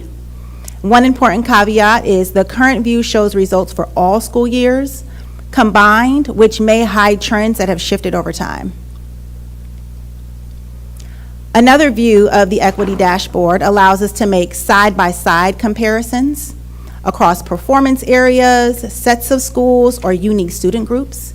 It also allows us to explore intersections with multiple student groups. At the top, you'll see a metric. We can change these metrics for took an AP exam or kindergarten readiness. We can also pick a grade band. In Group A and B, we have the ability to select specific schools on A and B, or we can make comparisons within the same school for different genders, races or ethnicities, whether they are LEP, special education, or economically disadvantaged. And these measures, the bars, will change over the school years, showing us where there may be gaps. So we can also identify where we will focus our efforts to ensure that we're closing some of those gaps. Here, for an example, the rate of students taking an AP exam has declined over time. And at the same time, there are differences in AP test taking rates of white and Hispanic or Latinx students. And Dr. Reese will walk us through some of our key learnings on the equity dashboard. Absolutely. So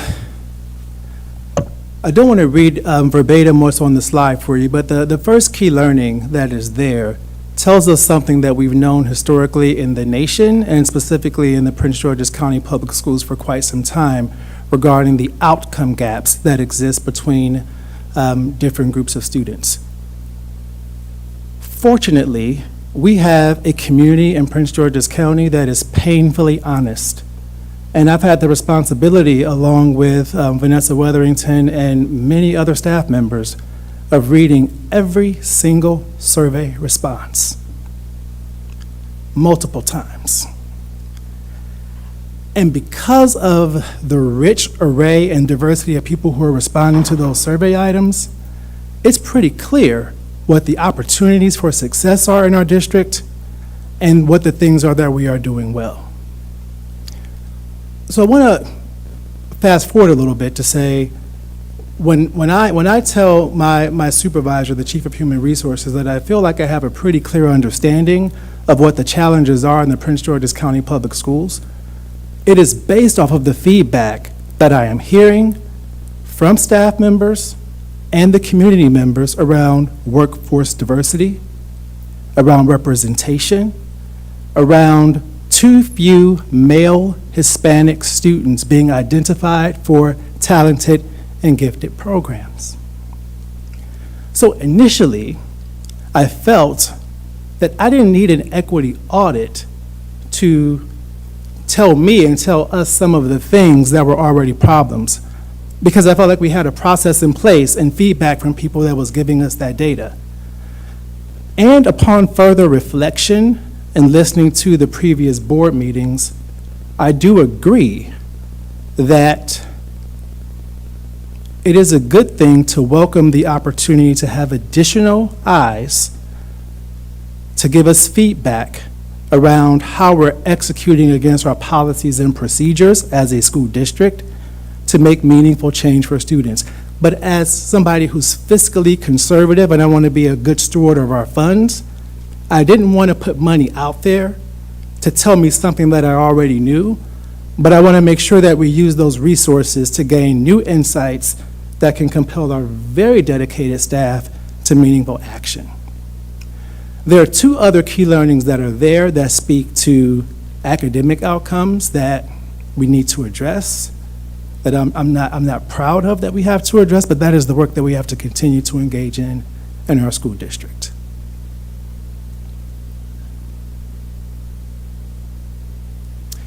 Last,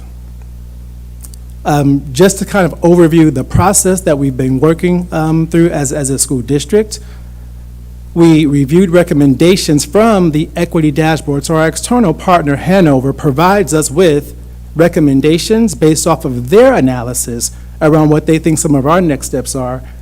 And because I tell you, our staff members who were looking at this, the data that Vanessa just showed to you, were so thorough. We had principals, people from operations, people from budget, we had people from the Division of Accountability, all in the Zoom spaces together, building off of each other's ideas, offering suggestions around what the problems were and what the opportunities of leverage were.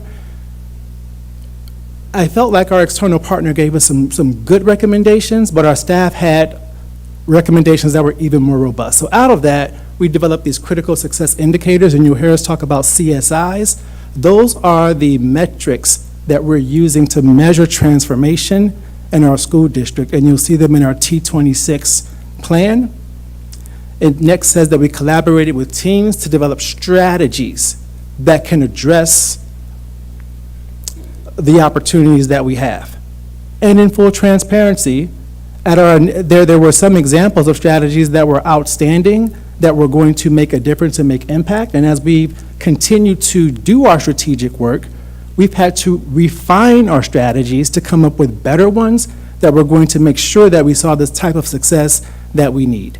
So out of that, there are consistent actions that we're taking across the district. And because I'm a big process person, my job is to help guide the process for the work to happen. And we have chiefs of different divisions and directors and supervisors and teachers and paraprofessionals and secretaries across our school district who are engaged in a lot of deep work to bring those strategies to fruition.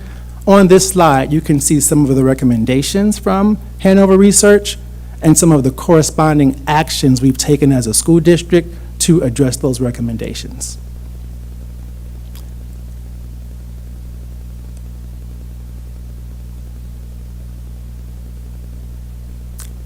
Last, we have some next steps.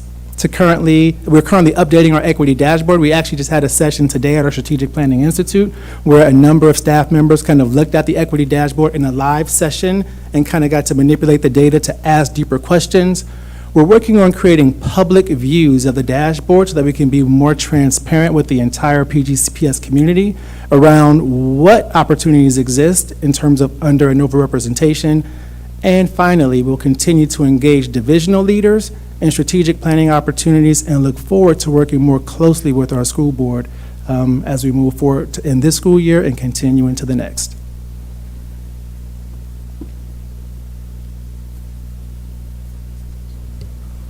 Thank you. We welcome any questions.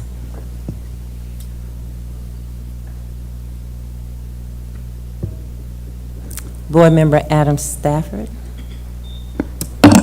Thank you so much for this presentation. I'm just really grateful to see the progression of this discussion that we've had over several months and getting to this point where we're going to have more of a collaborative approach to seeing and looking at this data. And I do appreciate your comments and thinking about sort of what already exists and where the gaps would be in terms of understanding the policies that could possibly be contributing to some of the gaps that we see. So I'm really grateful for this presentation. Thank you so much. You know, I think one of my questions was around, these are just some specific questions, so I'll get them all out and then give you an opportunity to answer them. I just wanted to know, when exactly did this work conclude? That's one of my questions. When will the board have access to the dashboard so that we can get in and see sort of what was found? In regards to the survey, was it administered in different languages? Was it, accessible for persons with disabilities? And also just understanding a little bit more about what their recommendations were based on. And I haven't had a chance to really deeply go through them, but from my just quick view of the recommendations, I'd want to know, if there was some root cause analysis work to really dig into, where they based those recommendations in terms of suggestions for the school system. And so I'm excited to see this work. I mean, I will say, I think, compared to districts across the nation, PGCPS is doing an amazing job of really confronting equity challenges. Some people are scared to say the word. Okay, and so can we just give ourselves a little clap here? Okay, we are talking about it, and that's a big thing. So I think that exactly what you said, I think the next step is to really look at what are the policies? What are the policies that could possibly be part of the challenge in some of these particular gaps that we see? And so I mixed questions in with comments, so I don't know if you want to answer those. Thank you so much. Yes, I'll go first, and then Dr. Reese can respond. So when did this work conclude? This work right here concluded March of 2021, and we can provide for you all the equity analysis document that shows these recommendations. It does not show student-level data, but provides the recommendations along with the other areas that Hanover pulled together, and a snapshot of the equity dashboard, just a view. And we are currently underway with uploading data, and that view will be ready May of this year. Hanover will analyze it and provide us an updated 2022 equity analysis with updated recommendations. The climate survey was administered in multiple language, English, Spanish, and French. And David Reese can answer the policies question. Absolutely. I do want to give one other data point about the survey being administered in multiple languages. Every year, we saw an increase in the number of people who are participating in the survey. And as a real point of pride, we had more students than ever who responded to the survey because we emailed them directly, and they told us directly what they think about what's working in Prince George's County and what needs to improve, and we've taken what they've had to say seriously. Like over 3,000 students, I think, responded, which was a significant increase. When it comes to the conversation... I just had a point of information, I'm sorry. Nope. And were staff also, and parents and community partners also part of that survey cohort? Absolutely. Okay. And we can share all the data with you over the years, like the number of people who participated, absolutely. And then your question about the recommendations and what they were based on. So the way that Hanover guided the process, and I'm looking at my time, they had a funneling process from the surveys to the equity dashboard to the focus groups to come up with recommendations that were based off of looking at each of those. And their focus group questions came from looking at information that was in the surveys, so they realized they needed to learn more about what was uncovering them, and that's how we got to the surveys. So I'd just like to say this is great work, and I'm, knowing that this was completed in 2021, I wish that we could have had this session probably a little bit earlier so that we as the board could be a part of some of these conversations. And so I'm just hoping that going forward, we can, have a more open and transparent opportunity for us to engage with this great work that you're doing as well. So I thank you very much. Yep. Thank you. Board Member David Murray. Thank you, Madam Chair. I appreciate the presentation. As I'm thinking about, I was really excited to see the goal around mathematics achievement. I know I'm super passionate about literacy, but our district is really being challenged by some of the math data that we've had come out. I'm curious what your team sees as being some of the action items from that. Like, what are we going to do as it relates to this equity lens and math achievement tangibly? So one thing I'll share is in the March 23rd meeting, we're going to take a deeper dive into that, and we're going to look in the strategic plan, which includes those strategies that I think you're alluding to right now. So if you can wait, I would say we can take a deeper dive with my curriculum counterpart. Dr. White will be with us then. Okay, well that makes it difficult to ask my follow-up questions, but I'm glad that we will be addressing it. I mean, as I think about equity in our school district, and I've had the chance since we've been here to look at some of our STAR reports and the data that comes out today, something to think about in terms of the 23rd. I mean, I'm curious to know, like I'm looking at data of schools in my district. I have some schools for which, as you know, once you have less than 5% proficiency, it just says less than 5. And it's painful to me to see schools in my district at less than 5% at a school-wide level for mathematics proficiency. And so I'm wondering what that means, how we approach that through an equity lens.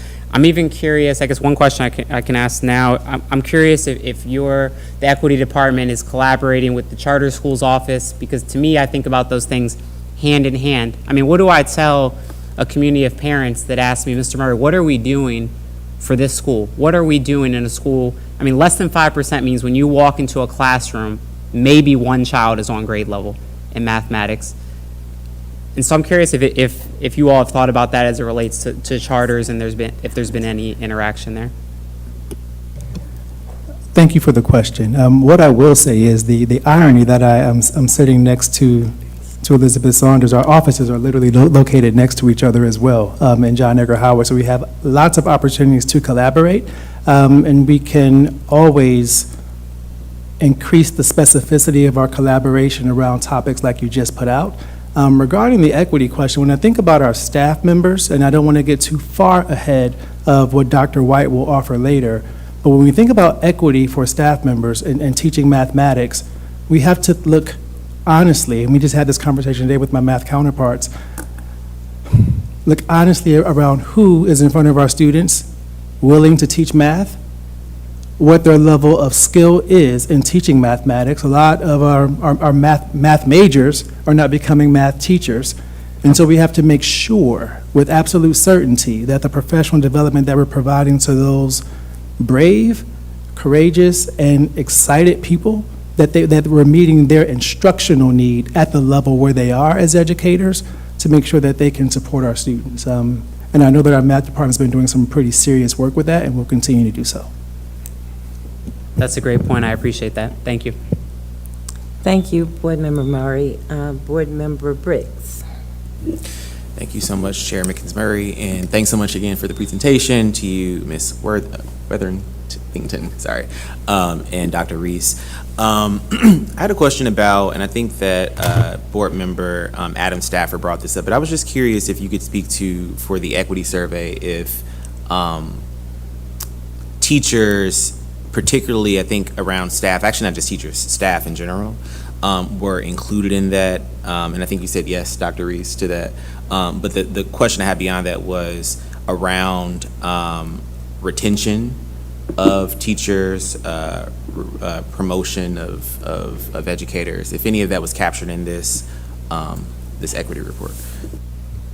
Those questions are not asked in the equity survey. However, I can let Dr. Baldwin provide some info if she would like.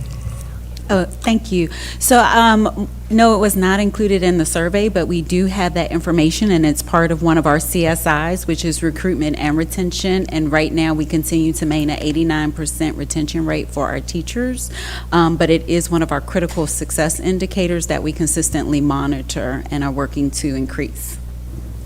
That's great. Yeah, and I was bringing it up because I was thinking, as we're kind of addressing the teacher crisis, as you've put it, Dr. Baldwin, and, you know, really trying to find ways to recruit teachers and bring them in, but also to make sure that, you know, leadership opportunities are there, which is one of the big reasons why I believe the kind of Great Resignation was a part of it. I wanted to ensure that that was being included in the kind of ongoing equity piece of the work that we've done so far. I don't know if you want to speak to that. Yes, and I think that you brought up a very valid point, and some of that information is also part of the climate and culture survey as far as how people are feeling and what they feel about the optimal learning environment and the professional learning that we're providing. So it wasn't necessarily directed as retention, but how are our staff feeling in providing the instruction and the environment and things like that. Yeah, and then one last thing, I guess this is maybe a suggestion, but Dr. Baldwin or Dr. Reese or Ms. Wetherington, if you could speak to, well, I want to speak to this and then feel free to chime in here, but the thing is, I was also hoping that there's some way that we could look across these kind of bands of data and see, like, you know, what is the progress as we're looking across, like, where students were in 2018 versus now, especially after the pandemic. Is there any way to capture that data, to aggregate that, and then specifically continuing with this kind of, you know, disaggregating across the different bands? Like, that would be helpful too. And also, I'd love to, if you think that's possible, for the teacher retention, if that's available for the board. Yeah, so we will share the climate and culture survey results that show comparisons year over year, as well as the full list of recommendations in Hanover's analysis of what we should do next post climate and culture survey results. So that is one of the tools that they support us with developing, administering, and then analyzing, so we know what our strategies and next steps should be. And then we will also work with Hanover to create a public-facing view of the equity dashboard so that we can increase transparency and access to this data, so that you all and the public will be able to make some data comparisons across student groups and schools and school years. Great, thank you. And we Thank you, accept Board the Member. recommendation. Okay, go ahead. The last thing I wanted to say, this is for Dr. Baldwin, because I made that recommendation for the additional money, and I was just curious with the teacher piece, like if you thought in future budgets, if we needed more money for, for that type of thing. I know this isn't a budget hearing, but I was just curious. I too am with Dr. Reese, and we do try to be very good stewards of funding, but one of the things is we take these conversations and the comments, and then we're already now planning for FY25. So, we appreciate that. Central office, the one thing about us, we're always 1 year ahead, so we are taking these recommendations and your suggestions, and we'll definitely bring forward anything that we think we need in order to move this work forward, so thank you. Thank you. Board Member Valentine. Thank you, and thank you for this presentation. And excuse me if you've already mentioned this already, but has this data been disaggregated by school or school type? By both, so we can look by both school and school type, grade, race or ethnicity, and gender. Thank you. I mean, I think that data for us could inform us from a policy perspective and a budgetary perspective. Particularly, are we seeing improvements in maybe K through 8 schools, right? Or my colleague mentioned charter, but also specialty schools and other types of schools that could say, if we're seeing certain school types, and I know the K-8 model is growing in parts of the country. There, like my children attend a K-8 school. But if we could see that data, that would be helpful to us. And so I just want to put that out there. The second piece, and this is, again, getting more to just sort of this, how do we apply this to see actual gains? What are the thoughts on, or has there been discussion on using a tool like this and to include it in principal evaluations or evaluations of leaders or how we are evaluating leaders who are applying for promotions? Has been thoughts around that? I thank you for that question around evaluation. What I will say, when I put on my education research hat, is when we think, I want to be very careful around using data to determine the evaluation of an individual when there's a lot of emerging research that talks about the quality of an overall school, the quality of an overall school system, and how that impacts what a teacher is able to do or how a principal is able to perform. So I do think the data are useful for letting us know some aspects of what quality looks like, but I would caution us around thinking about a specific evaluation based off of these data points. And I receive that, and I think, like you, I'm in this space, and I think there's opportunities to not create an environment where this is a sole source of evaluation or even a significant part of the evaluation. It's just a part of the evaluation. Similarly, school leaders walk into certain spaces where, quite honestly, there could be a deficit. And obviously they may have struggled with being compared to school leaders who walk into spaces that are not a deficit. And so looking at growth over time. And again, not so much as punitively, again, but an opportunity to say, you've done an amazing job at closing a gap. You're seeing tremendous growth in metrics that we're assessing, and you should be, appreciated for that. I think obviously it helps with morale, it helps with retention, helps with the understanding of a culture, not necessarily the culture within school buildings, but a culture we're setting from this room emanating out into the district, that we value leaders who value this particular assessment.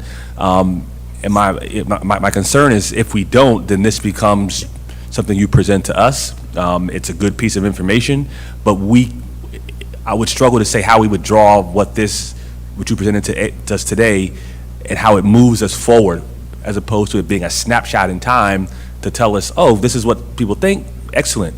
But how did this inform us as policy makers, which is our primary function, to make decisions about school openings, school closings, opportunities, staffing, and the like. And so I appreciate your comment, but I think there's opportunities to use this data in a more thoughtful way, rather than simply a morale booster. Thank you. Oh, I'm sorry. Chair Mickens-Murray, can you I don't know whether I'm changing the rules, but can you stop the clock, because I don't want to take your time. I wanted Dr. Coley to explain the extensive work that her and her team does with principals and staffs regarding the data that's received. Thank you for that opportunity, Mr. Burnett. Data, I wanted to jump in because data is the piece that I love dearly. The data itself informs the instruction. The data itself informs the needs for the culture that exists within any building. So as you've referenced, each school does have this data. They have their own data. It's not just supposed to be, as you just referenced, you get the data and you just let it sit and you do nothing with it. The expectation is that it is reviewed, it is shared and communicated with staff members, community alike, and that progress is made as a result of it. In the absence of doing anything with data, you don't move forward. So the expectation is always to utilize data to inform practice. And please take the opportunity, just name a school to Dr. Coley, and she'll let you sit in on that data session with that school team and her school leadership team and what they do at every school regarding student data and the results and expectations that they have, and the strategies that the staff members build around that data. And quite honestly, within the PECL standards, each of the things that you've referenced and that you've inquired about is embedded within in terms of expectations. So it's ongoing. Okay, so Mr. Burnett, we will hold you to that promise, and these district reps, they will call you, Dr. Coley. Mr. Valentine, board member, were you not finished? I'm sorry, say that again? Were you finished with your questions? Just my request, hopefully to follow up to be able to share that information with the board, but at least for my own purposes, to look at it from a county perspective around school type. Are we seeing, again, schools that are K-12, K through 8 versus schools that are K-3 and 3 through 6? Are there trends? And so maybe this is, if you all can say, we've seen there are 5 trends that these types of schools have, results are different than those who aren't. These schools struggle, and to explain why. I mean, again, this is not something to be punitive, to sort of target anyone, but it will allow us to be able, as policymakers, to inform our decision moving forward. I'm sure you all, maybe are planning to do it anyway, but what trends you see in this data as it relates to school type and type of leader as well? Are leaders who are in certain programs and fellowships in our district, are they having a better result? And that's something that we could say, okay, let's double down on that. And so that's just for me as a policymaker. I would enjoy that information, appreciate it, and have some of our staff follow up to make sure that gets to us. Noted. Thank you. Board member LaSalle Yeg Frazier. Thank you. My heart is so heavy right now when I'm looking at this data when it comes to our Latinx students. To see red, orange going across down, it's just more than my heart can bear right now. We need to do something, and we need to do something today. We need to start working on that data. This is unacceptable.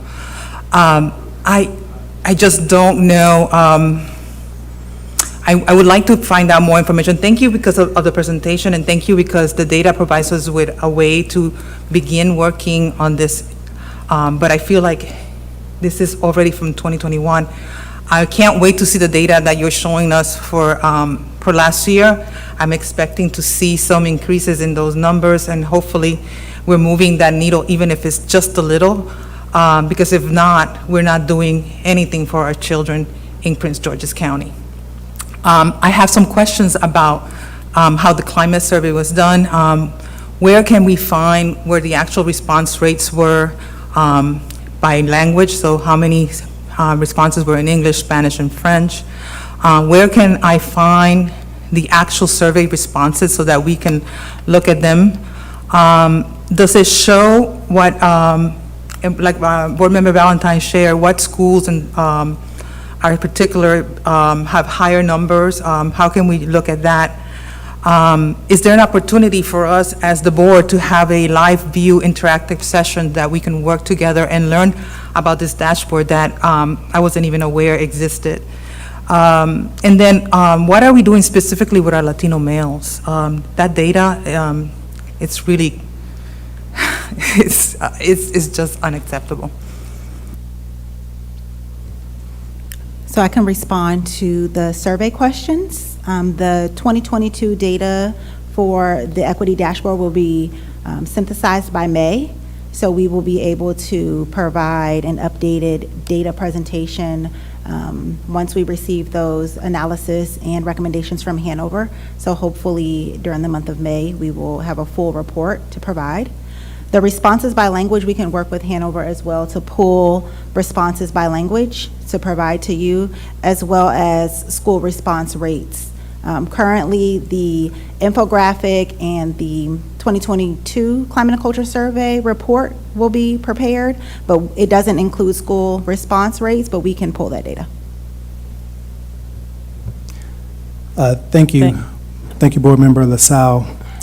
I understand the heaviness of your heart, and I want to try to lighten it just a little bit for a moment. When we were doing this data analysis, I was in a very similar place with you, and then through all the conversations and questions, I found this really bright, awesome star that made me really happy. So as Latino students who are learning the English language, move through the Prince George's County Public School System and exit ESOL services, we noticed that those students who take AP classes are outperforming just about everybody else. So something is working for for some of our students that we need to harness and figure out how to scale. So don't be too despondent around what a snapshot looks like in time. And regarding our equity foci for the school district, we definitely had a pretty strong focus this year on newcomers, students who are coming to the United States, is to build more awareness around the needs of that population of students. And we've been doing a lot of work around cultural responsiveness to figure out how to get better at serving that population. And this year, coming year, our focus will be on what we call our Black and brown boy population. So we're planning robust professional development to help everyone in Prince George's County better understand how to connect with and support these demographics. A follow-up question, who's going to provide the training to specifically delve into our Black and brown boys? That training will be coordinated by the Office of Equity and Excellence, which I get to represent. And to know me is to know that we collaborate across the system and outside of the system with partner organizations to figure out how best to make sure that we're driving the most appropriate message and that we can reach as many people as possible. And so there will be people, probably students, who will help us think about how to make sure that we tell the right story and get the right supports in place. That's the short answer. We can always follow up with more later. I look forward to working with you and learning a little more about what the department is doing and how I can support. Thank you, Board Member LaSalle Frazier. Second round for Board Member Shayla Adams Stafford. Thank you so much. So I wanted to just tap in a little bit into the response rate. So I think you said we had about we had about 2,000 folks respond. I think I saw that in the final Hanover report. Was that right on that? For the Climate and Culture Survey? For the Climate and Culture. Around 10,000. 10,000, okay, got it. Okay. So one of the things that I'm really interested in is, how do we reach what you would call, in design thinking, extreme users, people that are unlikely to fill out this type of survey, but they have a really important story to tell about how they're interfacing with our school system. And there might be so many families that, did not, log online to do this work, or we're not part of the focus groups. And so I just would be interested in how this partner, how Hanover is supporting and accessing and getting in contact with those potential survey respondents. And, really thinking about not only just accessibility, but, the way in which we're engaging those communities. So, perhaps empathy interviews. I know that we talked a little bit about focus groups, but perhaps the use of empathy interviews as a survey tool actually to gather some of that information. So I'll pause there to hear a bit about that.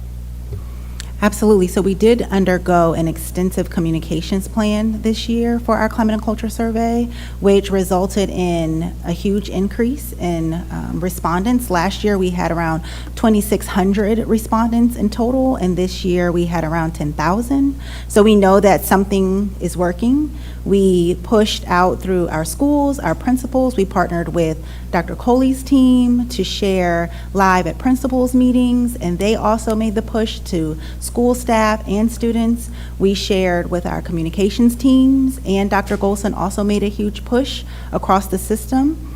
Not only did we collect 10,000 survey results, we had thousands of open-ended questions that Hanover and David, myself, and our teams also read over and over every single one. And from those open-ended responses, we, in the spring, will be hosting focus groups and, like you said, empathy interviews. We have already planned student-led focus groups and parent focus groups in partnership with both Dr. Coley and Dr. White's teams. So those will both happen in the spring. And to your other question that I think you're getting at, those are formal processes for collecting data. And so my mom would never have responded to any of those surveys because she doesn't really use internet or anything like that. So we have to find ways of collecting street data so that we can know from our youth, from our families and communities who are at the bus stops, who drop their kids off at schools, who are at churches and mosques and synagogues, like have to find a way to capture those stories so that they can become a part of our actions as we move forward, and we have not done enough of that yet. And I would say the board can be a partner in that. We're out in the community every day, and let us help you get the word out about the survey, and we have a lot of informal events with community members where we could push this out. Thank you, Board Member Adam Stafford. Any more questions from any other board members? Seeing none, to the administration, tonight's presentations were excellent. Thank you so much. You were honest. We know where we are. We know there's work to do. And I appreciate that, and I'm sure that my colleagues appreciate that as well. But be ready for March 23rd. Because you've told us to wait, so we're going to wait, and I'm going to wait. So, but thank you for tonight. We appreciate it. So with that said, follow-up items will be posted on board docs upon receipt. Colleagues, I will entertain a motion to adjourn. So moved. Second. It's been moved and seconded to adjourn. Any discussion? Hearing none, we are adjourned. Thank you, and motion passes.